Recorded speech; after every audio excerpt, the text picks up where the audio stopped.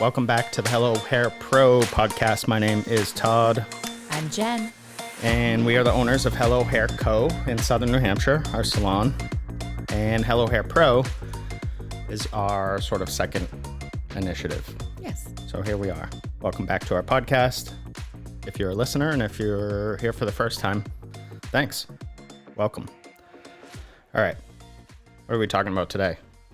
We are talking about pricing structure. Amazing. I love this topic. Let's do it. It's a good one. So, where to start? Let's start with what most of the industry uses, which is, I haven't been to every salon or barbershop, but Majority. the majority, I'm going to guess, are a la carte pricing. Correct. Why? I think it's because it's what's always been done. And that's the worst reason to do something. That's my take on. Yes. I don't know why people do so many things that are like, this is just the way it's been done. Mm-hmm. Doesn't even make sense.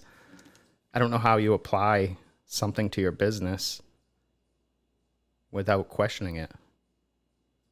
I mean, I don't know what other businesses do. I would hope that they would be questioning it, but I don't know to what degree they're questioning it and what they're trying to get out of it. Maybe they're questioning it like what I did at my last salon, which was, well, they price like this, so we should price like that, like that type of a thing. And I honestly, at the last salon I owned, they meaning other salons, other businesses. Yeah, sorry. Okay, sure. I think the question becomes into what do we price our services at? And that's pretty much, I would imagine, what most look at. I know for me, with my first salon, we just looked at what was my haircut before, what should it be now, and then what are other people doing and where do we want to compare ourselves within that. I didn't think there were other ways. I shouldn't say that. I was aware there were other ways. I had actually been following some salons that were kind of doing, this was more in the middle of owning that last salon, that were doing some more inclusive pricing, where the industry sort of changed and glosses and glazes and toners, whatever you call it, sort of were your go-to for every single client, but not every client wants to pay for it. So I would see some salons that were just now including that in the price. And I was like, how do you even do that? I don't even know if they knew if they were doing it correctly, but they were doing that. And Maybe. I think that sort of is where I started to open my mind up on some of the things that should be included in what you do, or at least be able to be done if you need to do it. Does that make sense? Mm-hmm. Okay. Yeah. I don't know if it just went down like a rabbit hole there. No. But I would have never, being in the industry for as long as I have, 23, 62 years, we all joke. 62. I never thought of another way to do it. It was just more like, well, how do I make it so I can include these things? Not thinking there are other ways to structure pricing that benefits the business, the client, and the service provider. Like, I didn't know that there was other options like that. So one of the things that I love to do is to steal as many things as I can. But so I love to look around at other industries and steal what they're doing better than we do. Mm-hmm. And one of the things I immediately noticed when I came on, or identified when I came on at your last salon, was that the pricing structure made no sense. Correct. It was full of confusion for the guest, massive confusion for the employees, and obviously now looking back or talking to you, confusion from even the ownership. Mm-hmm. So I started to look around at industries that people don't question the pricing, because that seemed to be the number one thing I guess I noticed. Like, clients never knew what it was going to cost them. Stylists never knew how to charge. Mm-hmm. Why is it so not clear? So unclear? Not clear? Both. Either way. I mean, I could go into a slew of things. Why is it so unclear? So I always use a lawyer, for example. Your lawyer's rate is your rate. Doesn't matter what you're doing. They don't care if you're getting a divorce or they're looking over your lease. Yeah, and then their your rate's initial their rate because it's their time. Initial consult, it's very clear that this is my rate and it's going to take me probably around this amount of time and this is what it looks like. So you understand where you're going, like what you're going to be paying, right, for your budget. Couldn't get the word budget out. And I have dealt with lawyers recently, a good amount. And it's cool because I, like the one firm that I was dealing with, you know, the owner's rate, who I really admired and would have loved to have worked with him, but was definitely out of my budget for what looked like was going to take more time than I could afford to pay. So he introduced me to somebody that's hourly rate would work better for the budget I had set forth, or there was a lot of unforeseen things that we couldn't control. And it was just like, sure. I think, you know, you're going to go here and this is how we're going to do that. And he did it in a way that was like, okay, I trust you, you know, and it made sense. Cool. So at our salon, we charge hourly. Yes. But when I was at your last salon, I didn't have that language. I didn't know exactly what it looked like, even though it's so simple. Right. I ran through, I think I looked at like a mechanic. So a mechanic would have an hourly rate for their labor plus parts. Right. So I sort of explored some of those options. And it was still not, like, I like elegant solutions where it's just, this is how it is. Simple. Very simple. So, and the more simple you can make it, let's be honest here. If I put my owner hat on right now as an owner, the more simple we make it, the less questions we get from the staff, which means they now have creative control to just do their work because they understand the parameters of where they're going and what they're doing. Right. Right. Right. With a la carte pricing, I would get a lot of questions, and then the pricing would be all over all the the place. time. How do you price this? How do you price that? And honestly, I would even answer them differently depending on the day I felt. I still wasn't even clear with my answer because right. I was confused on that one, and those were questions that needed to get avoided. Like, it needed to be very clear so we could just let them do their job.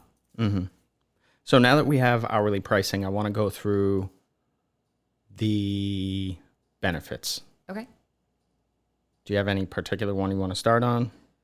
I had it's transparent and honest. I just answered for you. That was great. I like it. Do you have any if you points didn't know, we've been married 14 years today. I don't know when anniversary. This will go out. Happy anniversary. It so, won't go out today.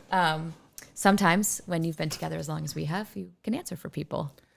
So we have the same answers here either way. So hourly pricing, it's transparent and it's honest. And that's one of the things that is important to us at Hello, integrity. I was just going to say the integrity part. So what drew me towards hourly pricing was truly the integrity part. And with it being so clear and concise and simple, you couldn't hide stuff in that. And I say that because here's my story.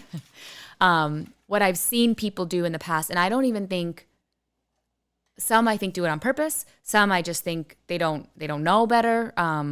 Many do it on purpose. But yeah, I was trying to be nice. A lot of people do it on purpose. Don't be nice, be honest. So I'll tell two stories. What I see is the stylist that's trying to meet numbers and goals, and they don't have a full schedule of clients. And that day they realize like they're way off for their goals. And that when I say that, I mean they get goals from their owners or their managers, who's ever above them, and that's how they get raises and that's how they move ahead.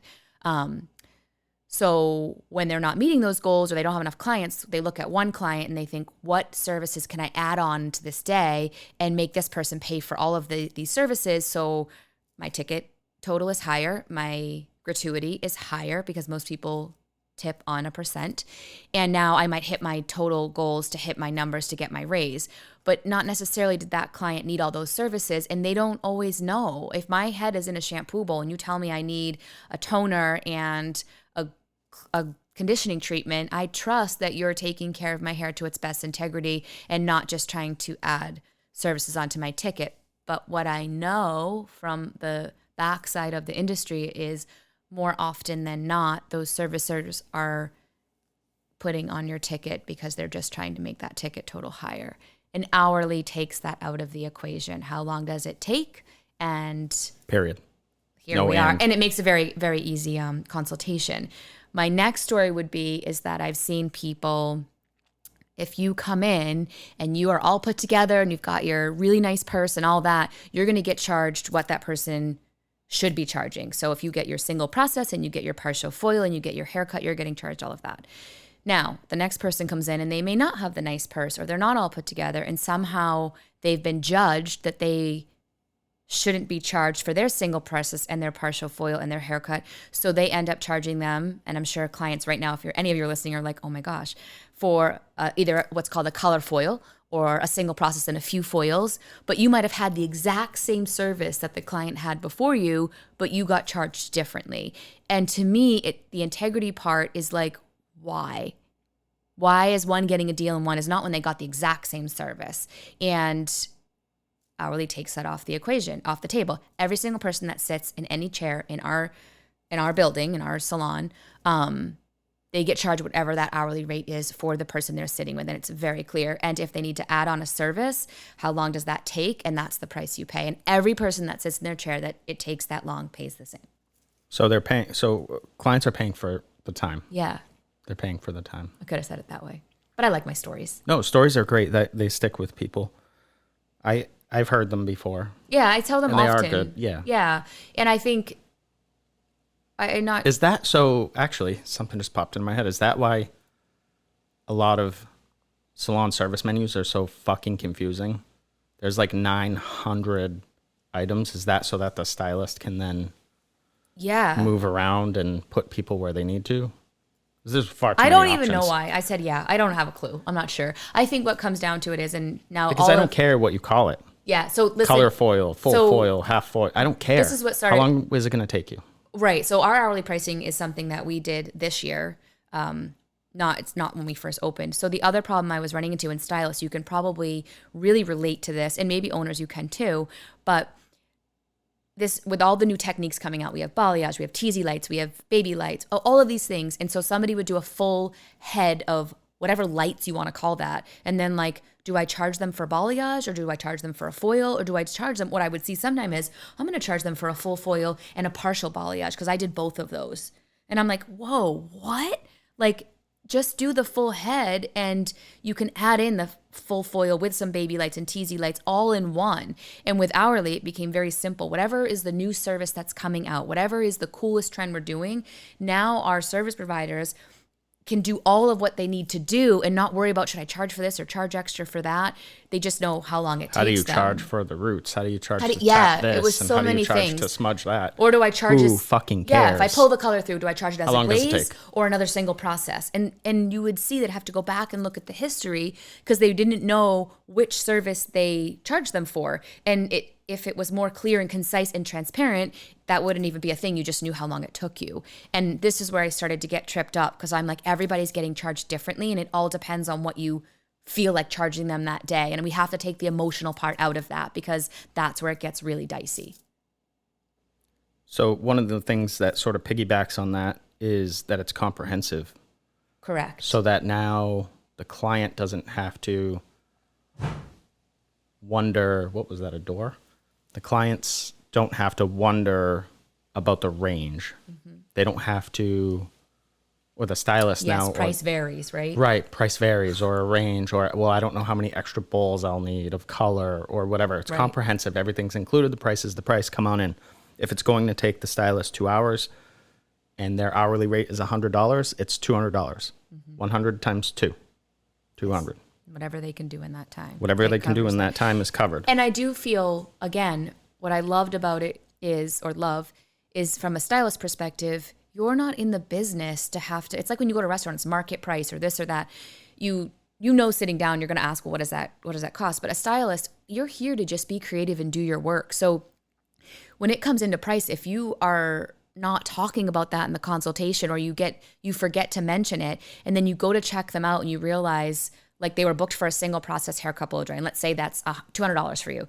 And then you did foils and an eyebrow wax and a color gloss, and now you're at almost $300. When you are bringing that client up to the front, I've seen this happen very often. You're running out back, hiding. The receptionist has to now take care of discussing your new consultation that you didn't have at the chair about the price. And you're like, I hope they don't complain. I hope they don't complain. And then you run out once the client's gone and you ask that front person, like, did they say anything? What did they say? And they may have not complained because they just paid it and they're pissed off. They might still be processing it, but either way, it's not fair. And like you... No, it's not. It's not fair to the front desk either, which is why we don't have one. Yes. Yeah. We don't even have a front desk. because you have to be clear, concise, consult, and Honest. stand behind what you're doing. Right. Yeah, and no running from your client. And this way, it's very clear what their price is. And it's very easy to consult that and then just do your work. Great. Great. Sorry if my bracelets keep jingling. It's wicked annoying. I know. I just realized. All of that shit you just talked about is so confusing, and it doesn't have to be that way. I know. It's so awful. And it's so especially when normal. it comes to raising prices. So when you raise your price, you're raising your haircut $5. You're raising a glaze 50 cents. You're raising your All over the balayage, place. whatever the fuck, like $10, whatever. Yeah. $7.25. And I'm going to guess that those aren't based on anything other than what someone else is doing, an arbitrary percent that you haven't really looked into, or I just, hope it's you're at least just a guessing. percent. So at least there's like some math to it. I doubt it. I've looked at some Okay. some menus, and I said hope. the pricing doesn't line up. So the other thing that this pricing structure does that I love too is it gets rid of all the sort of discriminatory based pricing. So there is no gender based pricing. There's no age based pricing. A haircut's a haircut. The time is the time, period. And let me tell you, majority of people don't want to do kids cuts because the price is so low. It's not worth it for them. So what this does in our salon is if you bring your child in, they get treated amazingly because they're paying the same price that anyone else sits in their chair, and they're getting truly a service. And that is amazing. I feel like those children or kids, whatever, because I mean, little or medium size they are, they're not getting rushed. They're getting the time. And the person that's doing it truly wants to do it. That's the other thing in our salon, though. You get to decide what services you do. So if you don't want to do certain things, you're not doing it. So anyone that's doing a service on you loves what that service is because they've chosen to do that. Gotcha. So I love that stuff. I've told this story a few times, but we got a call from I love this a female who has short hair, prefers to sit with a barber. Yes. Calls on the phone. I book them with one of our barbers. And then she says, I have like an odd question or an uncomfortable question. And I said, maybe not, but let's have it. Let's see what I can do. So she tells me that she booked with another barber. I don't know if it was in town or local or whatever. It doesn't matter. And when she got there, they flipped the price on her. So it went from like, $25 or $30 or whatever to like $60. Barber haircut to woman's haircut. And they said to her, well, you're a woman. Mm-hmm. What? Mm-hmm. So that might have been the last straw sort of deal for me, getting that phone call that day, because I was like, why are people being treated differently? Why are women paying more? So, well, they have more hair. Around that same time, my flip the switch was when one of our clients had been in, let's say 2 months prior, and she's younger. Her mom called for her and was like, I don't even know how to explain this, but her daughter now doesn't identify. So like I need to book a haircut for I don't know what she called her, but for my child, let's say. And so Todd was like, Jen, how do I book this? I don't see the person in here. It's like, oh, she had changed her name though. Is that what it was? Yes, I couldn't find it. And she now unidentified. And so it was like, do I book it as a woman's cut or a men's cut? I don't know what to do here because there's no identification involved. And I'm like, this is so confusing. I knew who it was, so I'm like, let's just book it like this. But this is where it started to be like, yeah, if there's a gender-free pricing, it doesn't matter. I don't have to worry about where that goes and how this movement is trending because our haircut's a haircut. So you're just going to be treated the same no matter male, female, unidentified. Matter. It didn't matter. Right. And that was a flip the switch moment, plus that haircut that you were talking about. I had those moments at my last salon where it was like, well, I'm cutting this woman's hair, but it's more like a men's cut because it doesn't take me as long. And it became about this time conversation again, but yet we were still charging based on the service. So Anyway, that was my flip the switch. I think one of the things I see a lot of salons and shops on social media that are like, we're inclusive, everyone's welcome here, but you have to pick male or female so that we know how to charge you. You're not inclusive. You're just bullshitting on social media. You're just trying to be trendy. Trying to be trendy and Hashtag. ride the trend, but you're not actually stepping up and doing anything about it. Right. Well, they're in that phase where there's no action being taken. Slacktivism. They're just saying what they're doing, but they're not actually doing it. And as a society, I always say, challenge everybody. So if And you there's go still in time. there, If you're one of those owners listening, yeah. change it. Reach out. I want to help you. Yeah, and be authentic, right? If you're saying you're doing X, Y, and Z, look at what you're saying, and are you actually taking the action to do that? And if you're not, then either you need to start or stop saying you're doing certain things that you're not actually doing. So hourly pricing, we went over the genders. We went over that it includes or ages. We went over that it's inclusive. It's transparent. Yep. It's comprehensive. It's the same price for any service. So it doesn't matter. My time is my time. And that's really what we should be charging for, because that's the way the world operates. And with hourly pricing, we don't double book. That time is, I call it a session, is just for that client. Right. Which is another bonus, because then you can actually spend time with your client. Yeah. If you need a break, pull up you're a not stool, say hello. Yeah, have a Love it. coffee, sit down. Maybe, how about this? How about use the bathroom and grab something to eat? Yeah. Because you don't have to grab your next client and apply color. So I've only not been double booking now for the last couple months, and it was weird for me at first because I've done it for so long. But 62 years, yeah, to be 62 exact. years. One of the things that I love with this change and taking this action is I truly get to now focus on what I'm doing, be creative. And I didn't realize how stressed I would be when one client came in and I had one in between and one was running late. So to take that out, again, I realized how stressed you I were. know. Let's go back to being creative. You have this hourly pricing. It's clear. It's transparent. You get your one-on-one time with your client. They appreciate it. And as a stylist, you really start to like take a deep breath and start to enjoy what you're doing again. Maybe you still are. But for me, I felt like I was running around with a chicken with my head cut off. I looked like a crazy lady, even though I thought I looked like I was doing it all. But I looked like a spaz. Well, that sort of hustle culture, Yeah. that's sort of glorified. Everyone's like, you have to grind. Honestly, You have to I thought that's do- what... I see barbers that are like, you have to do 40 haircuts a day. Fuck that. I don't thought wanna do being that. successful, if you had asked me to define it, I don't know if I would have been able to, but looking back, I would have defined it on adding on all the services to all the clients all day long, being so tired at the end of the day, I can barely move and I'm exhausted. And I look at that mindset or that structure of even that pricing structure, and it creates that because it's add, and you're just flailing around all day. Where with this, it's like, with the hourly, it really just makes you, I feel like, hone in on what do you want to do, what is your clientele, and take a deep breath and enjoy your time with them while you provide an amazing service.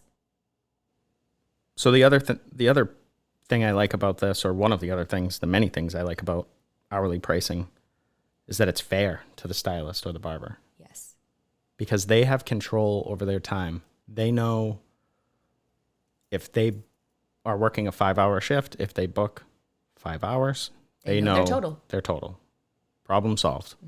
And they also know if they're doing that consistently, what they're making for their salary at the end of the year. Exactly. Which is how they figure out life. their right, which is how we figure out their hourly rate. It's based on what they want to make. That's how fair it is to the stylist. Yeah. Now, they figure out what they want to specialize in, and then we help them. We do a lot of coaching. We talk about that a lot with our staff. So if you want to charge, if you're out of school and you want to charge $300 an hour, we're going to highly, strongly, firmly encourage you to not do that, because we want you to grow. And there's time to get there. Yeah. And we've had to have those conversations as to why somebody might be starting at a lower hourly rate. And it's how quickly do you want to grow and how fast do you want to get where you want to be? And then you make your jumps along the way. So actually, let's jump. This is jumping around in my notes a little bit, but that is a great point. So it gets rid of that stupid, I'm sorry for anybody that has this, but I'm just totally against this, the level system in salons. Yeah. I think that is a massive massive failure. Yeah, I would agree. I had it at my last salon, and I'm with you. And we had it at the beginning of this salon. But I do think it puts people to feel like who's ever above them, Oh my God. like almost is Stupid. literally above them. And then like, Which is not a and thing. then those people, as they move up the levels, become entitled and are like, well, you know what? When I started out, I had to clean and do all that stuff. So now it's your turn. And now that I'm busy enough, I don't have to. And I don't Toxic shit right there. totally. And I don't think intentionally that's why people have it there. GTFO. But it's not good. And I saw it in my last salon. Like, it was like, well, I've now paved the way. I'm at my top level. So like, I can just peace out when I'm done. Like, no, we're a team. We do this. But the level system, I saw how it created, yes, that toxic environment. And just. Well, it drives it. Yeah. Yeah. It's bad. It also removes the other thing that I put on the same sort of category as levels, which is that cap, that ceiling. Right. So you have, Yeah, if you only have 9 levels, where do you go at level 9? at level You're 9, I'm stuck out of there? here. Yeah. This is all I can charge. And so at I'm first, done. when we opened Hello, I tried this. You have so many levels, but your last level's open, so you can go as far as you want. And then it's like, what are we doing here? What's happening? Still toxic. Yeah. Yeah, because people would come to me like, isn't it time that my prices go up and this and that? And I'm like, Right. And people believe that it's on time for some reason. yeah. Hey, it's been a year. My price should go up. Or, hey, you hired 3 new people, so like my prices should go up, right? Right. Yes. And it was just like, because it what? keeps people in that non-existent pecking order. Yeah, and that's what it felt like. Like, well, now I'm not bottom of the totem pole, so I should be moved up. And instead with hourly, it's so clear, it's so transparent. You know, you just want to be booked a certain amount, and then you get your raise, and your raise is so simple to explain also. So let's talk about that. First of all, the barber or stylist sets their hourly rate at our salon based on what they want to make. Mm-hmm. So let's use, for people listening that aren't exactly clear about what we're talking about, let's use 50% because it's easy math. Mm-hmm. Okay, so we pay, say, in this theoretical example, 50% commission. If somebody wants to make $50 an hour, they would charge $100 an hour to the client. Mm-hmm. And the reason is because they get the 50%. The other 50% goes to the salon, covers all the fixed costs, covers all the products, covers all the bowls of color, covers all that stuff. Covers your payroll, Covers- taxes. right, Like, there's covers so many everything. things. Right. Your rent, yeah. Covers everything else. Could keep going on and on. So one of the topics that frustrates people that are clients sometimes, frustrates employees, is the whole tipping. Mm-hmm. Do you want to talk about that? Sure. What do you want me to talk about? So with the hourly pricing structure, we're gratuity free. Yes. What does that mean? That means that the salon business does not support gratuity or tipping. Yeah. It's so you not can't included. It's Right. not, so hourly pricing does not include tip. It's And not tip included. I There would- is no tip. That's a really important. And that is the part that I think a lot of people get stuck on. Yeah. Because before I let you go, a lot of clients, I think, will say, I don't like that. Or not a lot of clients. We haven't had a ton of negativity No, around a this. few but just, I don't a like that few, my tip's included. I don't in like the that my price. tip's included. Because someone had said it the wrong way. Right. It isn't included. There No. is no tip. That doesn't mean that the client can't still tip. you. I personally do my best to not accept tips. Same. I have on a couple occasions because I didn't want to hurt somebody's feelings because they're handing me money and they're explaining that they're grateful. And I There's just, a point where you say thank you. You yes, don't make I them have to say comfortable. thank you Yeah. because their love language or whatever Yeah. is gifts. Yeah. You know what I mean? So I don't want to take away that Yeah. them giving. Gratuity free or hourly pricing with gratuity free just means, so we used to have it was called Tippy, and that is another cost to the salon. Some people let you tip on a card. I stopped that a long time ago because that is detrimental to a business. You're just paying out more than you're taking in.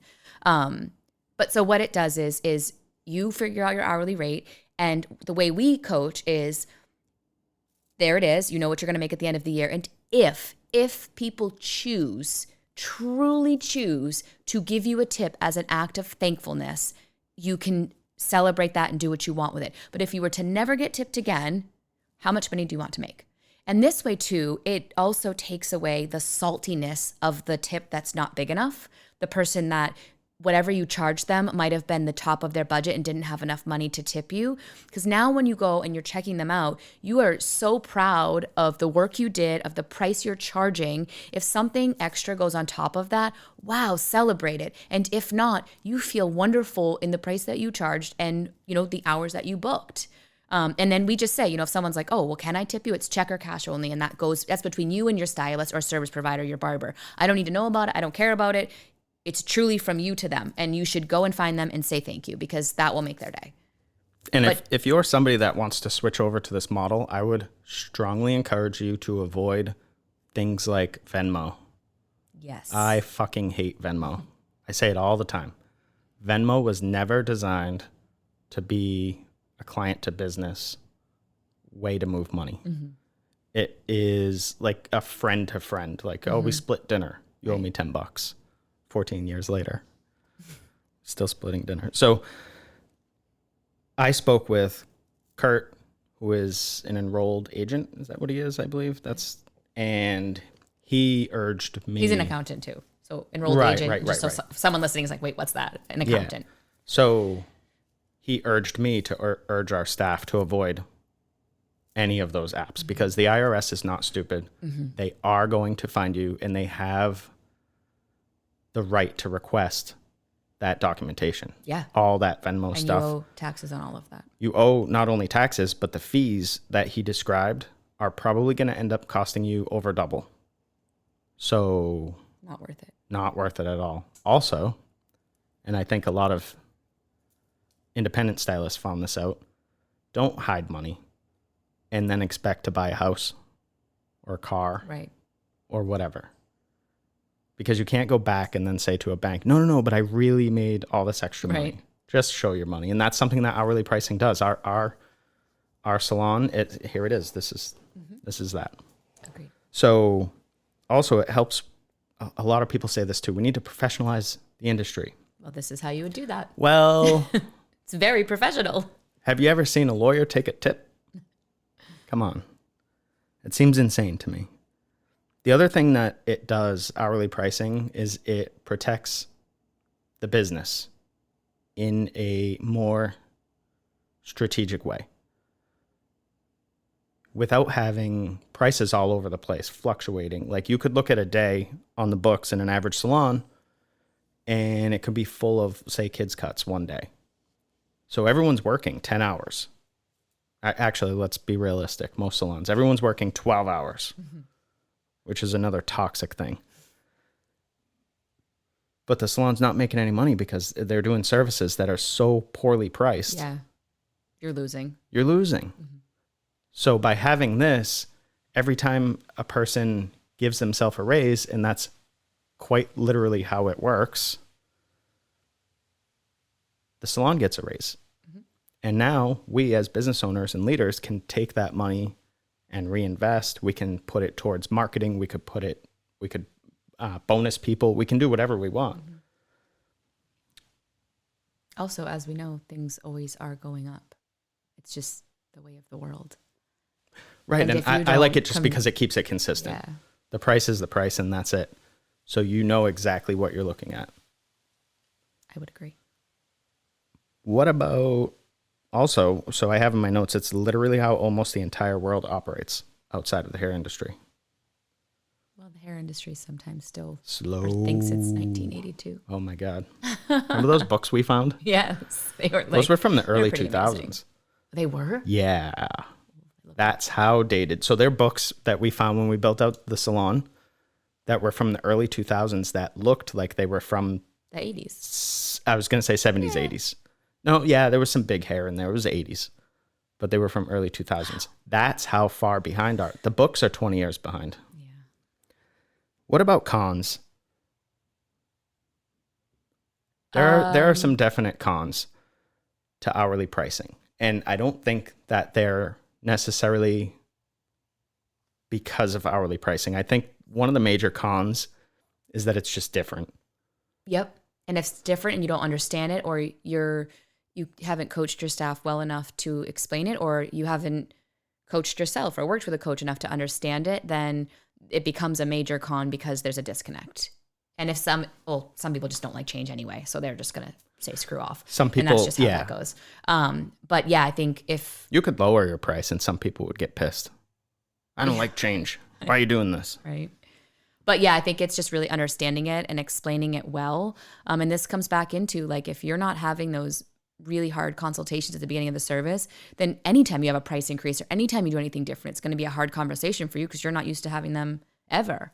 I feel every client I have most of them a long-term relationship with. So it was exhausting having a lot of conversations, but I was happy to explain to them what we were doing, why we were doing it. And also like if my price point wasn't for them anymore, I wanted to introduce them who they could now see and who would take care of them. That was the other con that I had, was just that it's exhausting to re-educate all of your clients. If you have an existing client base, you have to explain it, and then you're going to have that reactivity because they're going to question you. And we say this a lot.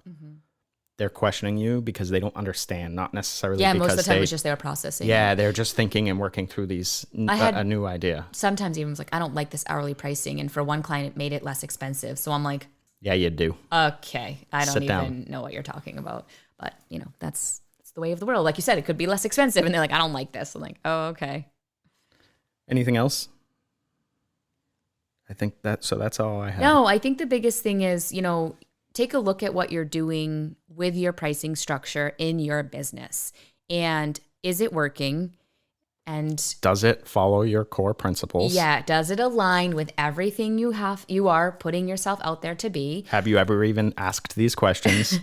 And if you are willing to maybe take a dabble and be like, what would it look like if I did hourly pricing? What other struggles did you guys have? Reach out. Todd and I am so honest to a fault probably at times, but if you want to take a conversation and have a chat and explore it, Todd and I can go through every step that we went through. You're not honest to a fault. I wouldn't say it's a fault. So sometimes I think you might give someone something they're not necessarily ready to hear. Okay. Like they're processing one thing and you're still laying on stuff, and it gets very going. So you're not acknowledging the fact that person's going to react to you. And they need a pause. Yes. Yeah, gotcha. Yeah.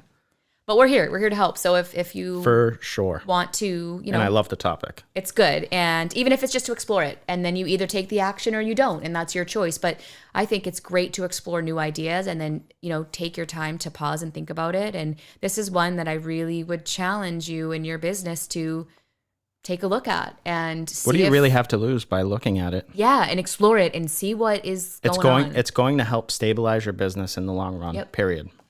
And you're going to make more money. Yep. And it makes when you do raise your prices, it makes it very easy to do. And it's very clear. Board. Yeah. Done. Yep.